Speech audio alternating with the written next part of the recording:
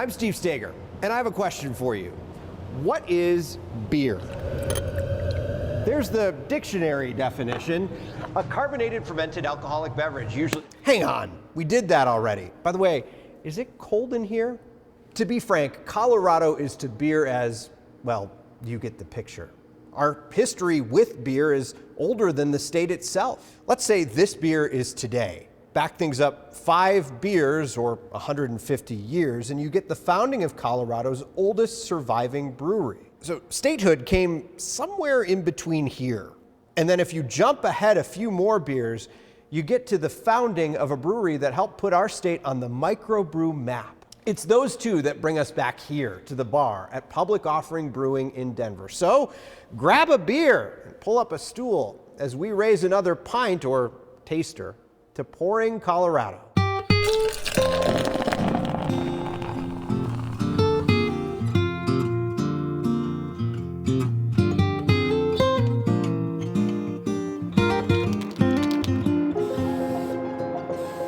Coors is Colorado's beer.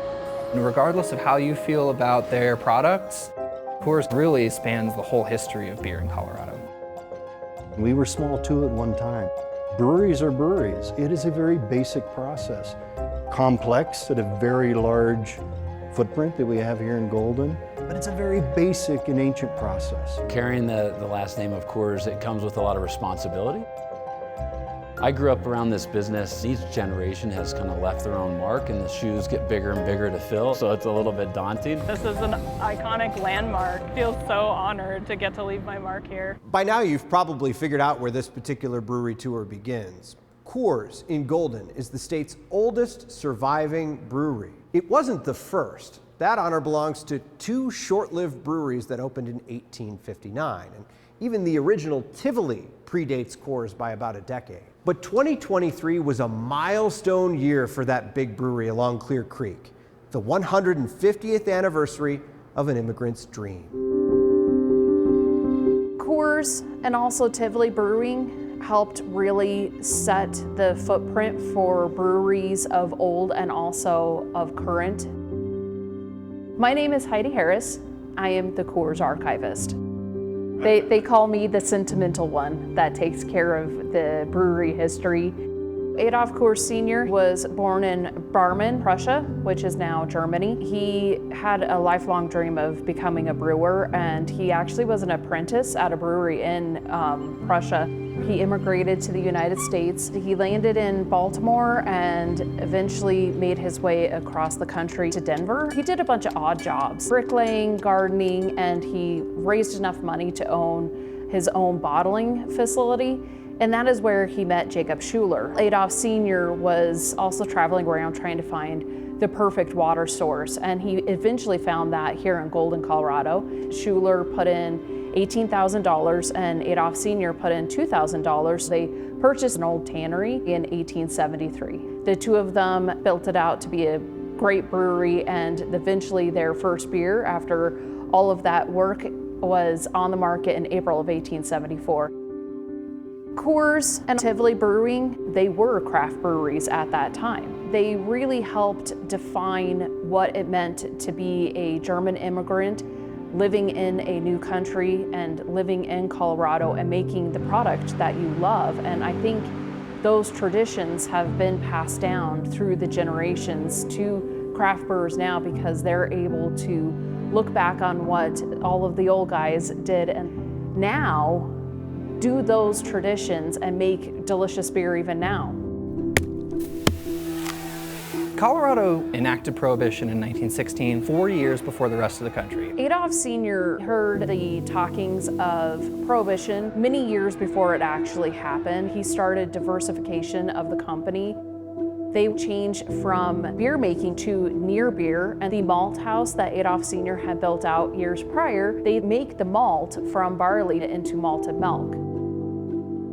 Prohibition comes to an end in 1933 nationally, and brewers in Colorado were really ready to take advantage. Coors started making beer prior to the end of Prohibition. April 7th, 1933, at midnight, the train was loaded and it was heading west out to California. Pivoting the portfolio helped keep Coors alive when booze was illegal. And in the years and trials that followed, it's helped keep the brewery around. I told my dad 20 years ago, I said, we should make a whiskey. He goes, we're good at one thing, and that's beer. In a company steeped in tradition, Trying to create new things is tough. David Coors is carving out a niche, It is a little bit weird being the beer guy in the whiskey space, evolving the brand that shares his family name, but consumers are just different these days. with a nod to its beginnings. Barman, 1873 bourbon. Barman is the town where my great-great-grandfather immigrated from, and 1873 is when he founded the brewery. From 1873 to 2023, Coors Brewing survived Prohibition, World Wars, and more than one pandemic. It grew into one of the largest and most self-contained operations in the world.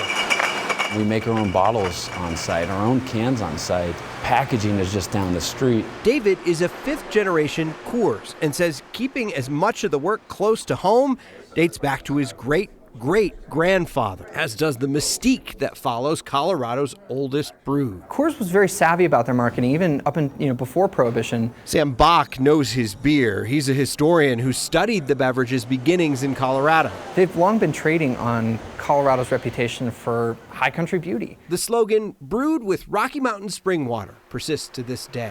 The company also changed the industry in Colorado, helping to build beer, big and small. They saw that what's good for beer is what's good for beer, and they didn't distinguish between their business and craft beer. We share stories, we learn from each other, and we just get better and we improve. And that's what brewing's all about. Toby Eppard's history with Coors spans nearly 40 years. It actually started in 1986. Even retirement didn't stick.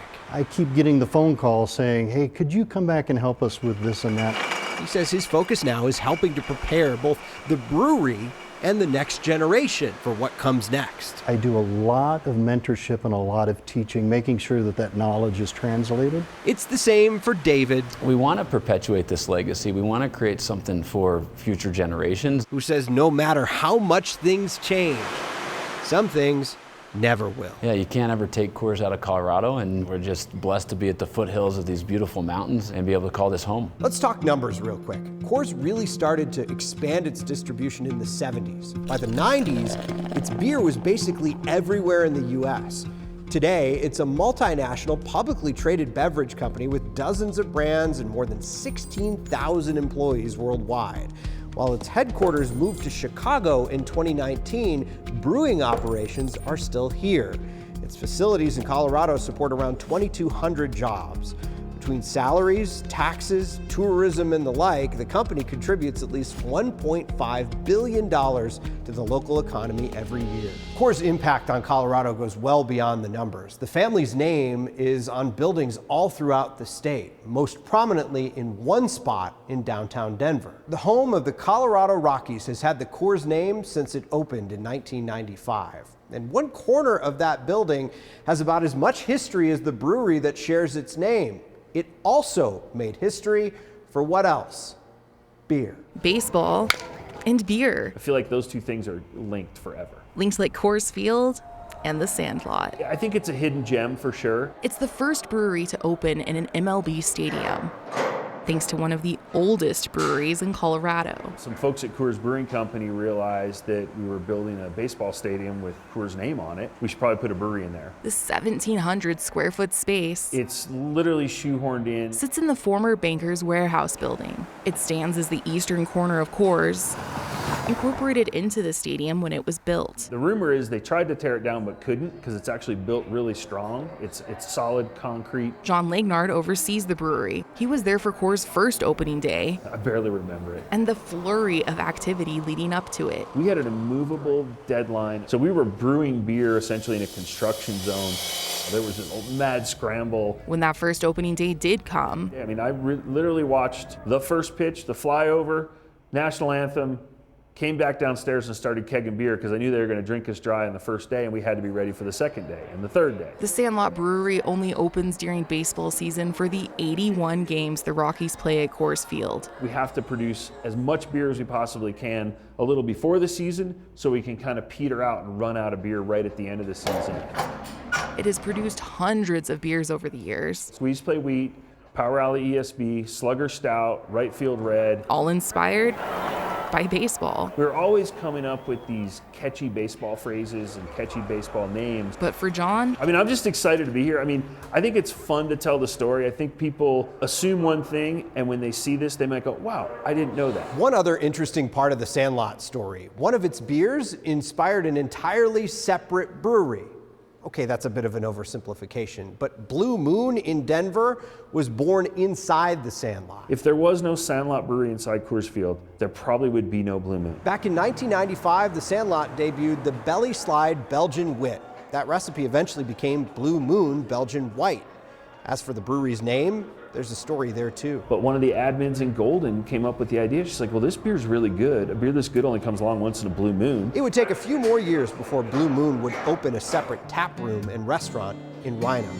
We're pouring our attention into an area of the industry that's oftentimes overlooked. There have always been people of color, black people in the beer industry. Even as Colorado loses some of its colorful interpretations of beer, a new organization steps up to bring black brewers front and center. You're always waiting for that next group to come through. While the guy behind a long-running Colorado craft brewery braces for the future. What's it going to take, and what are we going to look like in 30 years? As he celebrates 3 decades of pouring Colorado.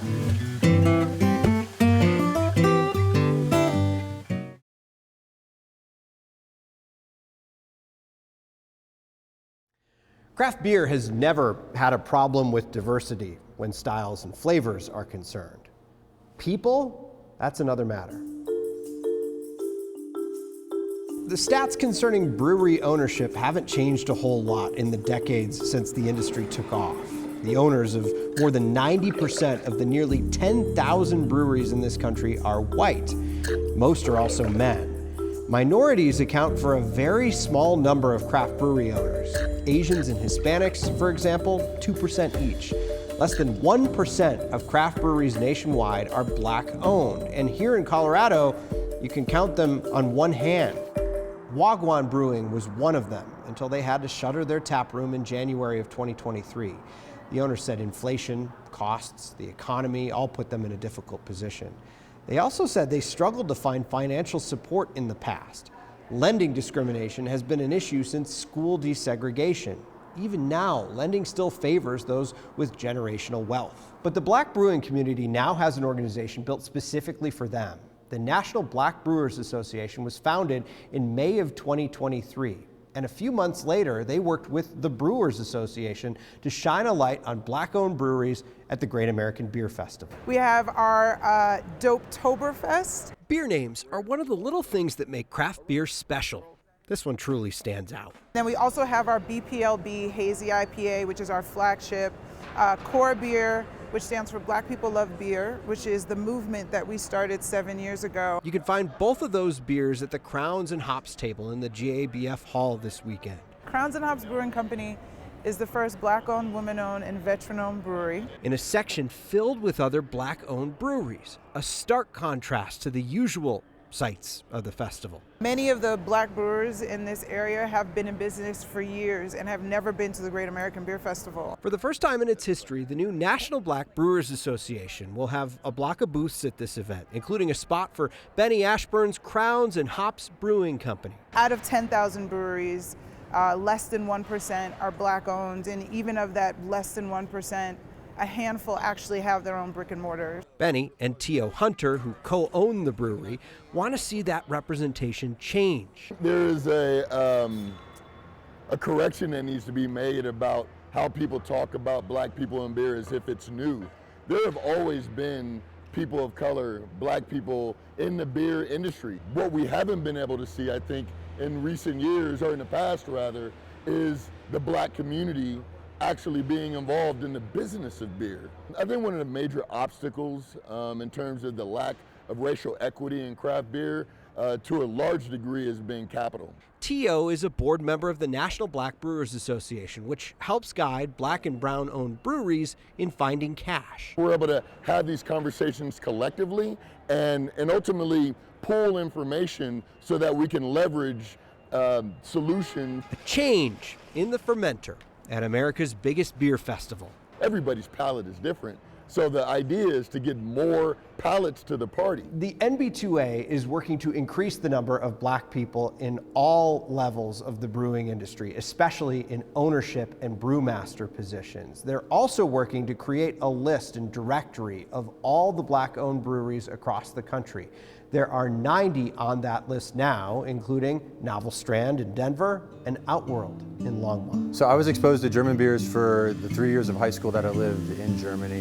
And when I moved back to the States, all the beer tasted watered down to me. 30 years later, a longtime brewer shares the challenges right now when Pouring Colorado continues.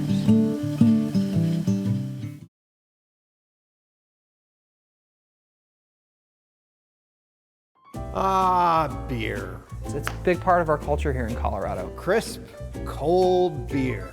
People who move here look for that. You know, that's what is desirable about Colorado. Okay, the mountains are a draw too. But back to the beer. Colorado is the 5th in the US for craft breweries. 440 of them call this state home, though that number constantly fluctuates. In fact, this year is the first since 2020 that the number of breweries opening nearly equaled those that closed. The Brewers Association also measured a 2% decrease in production in 2023, the first contraction in the industry since, again, 2020. That number of new and closing breweries, pay attention to that. Eric Wallace says when the number of closings exceed openings, that'll indicate a path to stability in the industry. Wallace is the guy behind Left Hand Brewing in Longmont. And after 30 years, he sees his business and the industry at a crossroads. To me, it feels like a siege. 30 years is a long time in beer, especially for a guy who wasn't sure his business would even get off the ground. When we started, we didn't know if there was a viable business to be had in microbrewing. Microbrewing, the early term for craft beer, an industry this Air Force veteran got into the old-fashioned way. My partner Dick was a home brewer, so he taught me how to homebrew. Wallace and Dick Dorr founded Left Hand Brewing in 1993 in the midst of Colorado's resurgence of beer, though it wasn't long before their business was tested. Most people don't realize from about 96, 97 to about 2005, there was a really big shakeout in the industry. I mean, a lot of breweries failed. Today, Left Hand ranks in the top 100 craft beer companies in the United States. In 2022, its facility in Longmont churned out more than 42,000 barrels, distributing to states around the country. But now, the industry is under attack from multiple angles. Wallace believes a repeat of history is inevitable. I think the pandemic delayed the shakeout that it feels like we're going into now, because most of us got government money.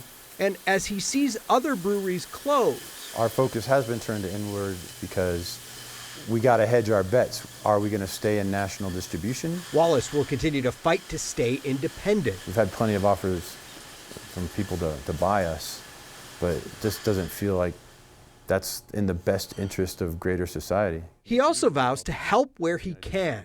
My hope, the play, is that we're going to be able to stay busy enough and to partner with other breweries that need some production help. It's been an incredible ride, and I've been deeply engaged for 30 years.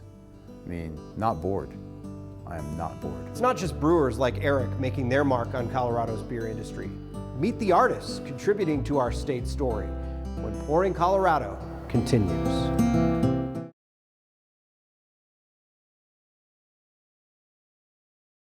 We have one more thing to show you, though if you've driven through Golden recently, you've likely already seen it. It's a mural commemorating Coors' 150th anniversary. And before we let you go, we want to introduce you to the artists leaving their mark on our state's beer industry. Here's Corey Rose. It's the act of getting to use your whole body to paint. History, like art, tells a story. With movement, it almost feels like dancing. Passion. I've never loved a medium so much. And paint. A tribute to a piece of Colorado's history comes alive. this celebration of Colorado, Coors, Golden, and the legacy of Coors here. On a canvas that's, well, 165 feet wide by 45 feet high. large. Canvases like this size are pretty hard to come by. Julia Williams I am the designasaur. created the concept for the Coors 150th anniversary mural. I definitely wanted to tie back into Golden, the Colorado landscape, sort of the natural resources that we have here that are so special. She spent weeks taking the design from sketch to surface. Then the real work begins. Layer There's about 60 gallons of primer, upon layer, about 800 cans of spray paint. one sweeping stroke at a time. It's just such a wonderful sense of flow when you're up on the wall and trying to get it to match, what's in your head. The artist spends 6 hours a day, every day, working on the piece, including one My name is Grow Love. continuing a Coors family legacy. My grandfather worked for Coors, and then my mother worked for Coors. For Grow Love, a full circle moment. I'm proud. I'm so proud to be here. I'm proud to be in my hometown. And for the Designasaur, It feels unreal. her art a tribute and addition to Colorado's beer history. I feel so honored and just so excited to get to leave my mark here. In Golden, Corey Rose, 9 News.